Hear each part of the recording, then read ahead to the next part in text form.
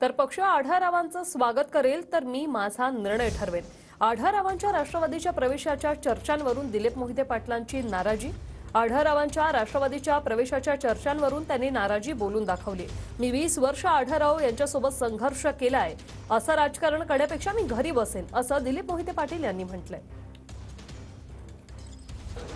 शिवाजीराव आढळराव पाटील राष्ट्रवादी काँग्रेस अजित पवार गटामध्ये येणार अशी एक चर्चा आहे, त्याच्यामध्ये किती तथ्य आहे? जर आले तर तुम्ही स्वागत करणार? नुसती चर्चा आहे, स्वागत करायचं का नाही हे जर तरचा भाग आहे। काय आयुष्यभर आम्ही त्यांना विरोध केलेला आहे। राजकारण करण्यापेक्षा घरी बसू ना, काय राजकारण हे तत्वाकरता व्हावं। हे आयाराम गायरामचं जर राजकारण झालं तर राजकारणाला काय अर्थ उरणार नाही।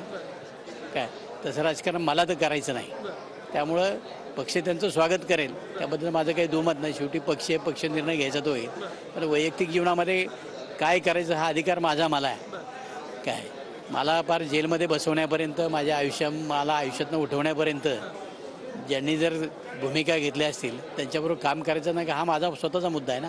मी करेल किंवा नाही करेल हा त्यावेळेला मी ठरवेल, माझ्या लोकांना मी विचारेल, पक्ष स्वागत करेल। वैयक्तिक मत काय आहे तुमचं? नाही, माझं त्यांच्याबद्दल वैयक्तिक मत आहे की मी गेली 20 वर्ष त्यांच्याबरोबर भांडतोय आणि त्यांनी ज्या खालच्या पातळीवरून माझ्याबरोबर राजकारण ते मी आयुष्यभर कधी विसरू शकत नाही।